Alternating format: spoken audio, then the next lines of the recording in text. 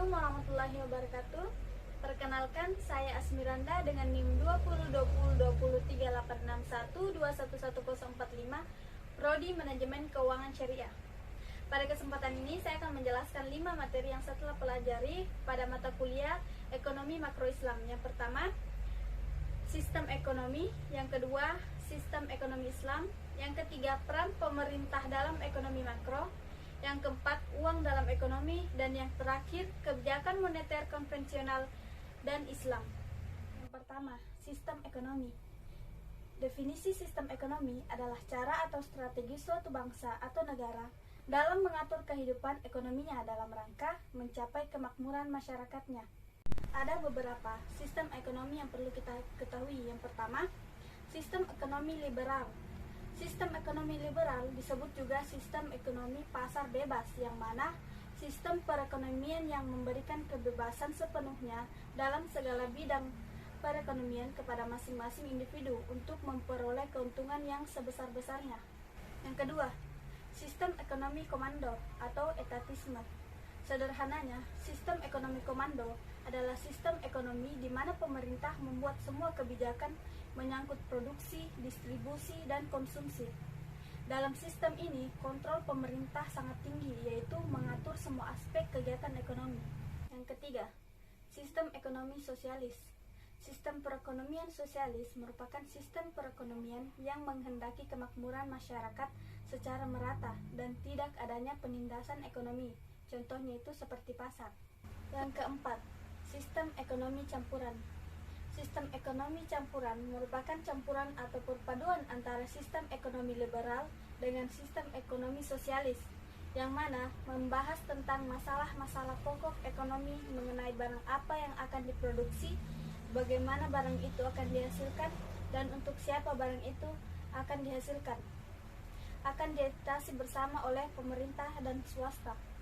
Selain itu, ada juga sistem perekonomian Indonesia. Indonesia juga memiliki sistem ekonomi yang diatur oleh Undang-Undang Dasar 1945, yang mana pasal yang menjadi dasar acuan dari segala kegiatan perekonomian di negara kita adalah pasal 33 ayat 1, ayat 2, dan ayat 3. Ayat 1 menyebutkan bahwa perekonomian disusun sebagai usaha bersama yang berdasarkan atas asas kekeluargaan. Materi kedua, yaitu sistem ekonomi Islam. Secara umum, sistem ekonomi Islam adalah suatu peraturan yang pelaksanaan ekonominya berdasarkan dengan hukum Islam, yaitu Al-Quran dan Hadis. Kegiatan yang masuk ke dalam sistem ekonomi Islam ini meliputi kegiatan simpan pinjam, investasi, jual beli, dan lain sebagainya. Adapun ruang lingkup sistem ekonomi Islam, yang pertama, bai, akad, syirkah, muzarah, musakah, khiyar, ijarah, istisna, ran atau gadai, wadiah, wakalah, amin atau asuransi, gak, bai al-wafah atau artinya jual beli yang dilangsungkan dengan syarat. Adapun keunggulan dan kekurangan dalam sistem ekonomi Islam, yang mana keunggulannya adalah menggunakan moral dan etika berdasar pada keadilan, kebebasan dalam pengambilan keputusan. Sedangkan kekurangan dalam sistem ekonomi Islam ialah perkembangan literatur ekonomi Islam berjalan lambat. Praktik ekonomi konvensional lebih dikenal masyarakat. Tidak ada gambaran ideal negara yang menggunakan sistem ekonomi. Materi ketiga, peran pemerintah dalam ekonomi makro. Sebelum kita mengetahui apa peran pemerintah dalam ekonomi, perlunya kita mengetahui apa pengertian dari ekonomi. Jadi, ekonomi atau perekonomian merupakan cakupan besar kegiatan produksi dan konsumsi yang dimana ini saling terkait untuk membantu dalam menentukan bagaimana sumber daya yang langka dapat dialokasikan. Ekonomi berlaku untuk semua orang, mulai dari individu hingga perusahaan dan pemerintah. Peran pemerintah dalam perekonomian negara, kita ketahui bahwa pemerintah sebagai salah satu pelaku ekonomi memiliki fungsi dan peran penting dalam perekonomian negara yang mencakup upaya peningkatan ekonomi, individu, dan masyarakat. Hal inilah yang menjadi peran pemerintah sangat dibutuhkan. Mengutip dari buku Ekonomi Publik Muhammad Hussaini, terdapat 3 peran pemerintah dalam perekonomian di suatu negara. negara, yang diantaranya ialah yang pertama peran stabilisasi, yang kedua peran alokasi, dan yang terakhir peran distribusi. Materi keempat yaitu uang dalam ekonomi. Ada dua pengertian uang dalam ekonomi. Yang pertama, uang dalam ekonomi konvensional. Dari sudut pandang ekonom, uang merupakan stok aset-aset yang digunakan untuk transaksi. Uang adalah suatu yang diterima atau dipercaya masyarakat sebagai alat pembayaran atau transaksi.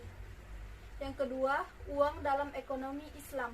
Menurut para ahli ekonomi Islam kontemporer, uang didefinisikan sebagai benda-benda yang disetujui oleh masyarakat sebagai alat perantara untuk mengadakan tukar menukar atau perdagangan dan sebagai standar nilai. Adapun fungsi uang, pada awalnya fungsi uang hanyalah sebagai alat tukar guna memperlancar pertukaran. Namun seiring dengan perkembangan zaman, fungsi uang pun sudah beralih dari alat tukar ke fungsi yang lain yang lebih luas. Uang sekarang ini telah memiliki berbagai fungsi sehingga benar-benar dapat memberikan banyak manfaat kepada penggunanya. Adapun kriteria uang, yang pertama ada jaminan, yang kedua nilai yang stabil, yang ketiga diterima secara umum, yang keempat mudah disimpan, yang kelima mudah dibawa, yang keenam tidak mudah rusak, ketujuh mudah dibagi, dan yang terakhir ialah penawaran harus elastis. Jenis-jenis uang. Berdasarkan bahannya, uang terbagi menjadi dua, yaitu uang logam dan uang kertas.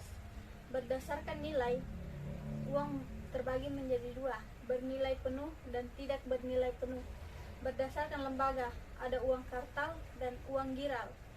Yang terakhir, berdasarkan kawasan, ialah uang lokal, uang regional, dan uang internasional.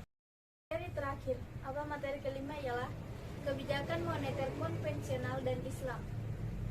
Pengertian kebijakan moneter dalam Islam tidak jauh berbeda dengan konvensional, yakni di mana kebijakan moneter merupakan suatu kebijakan yang digunakan untuk menjaga stabilitas jumlah uang yang beredar sehingga pertumbuhan ekonomi yang merata yang diharap dapat tercapai.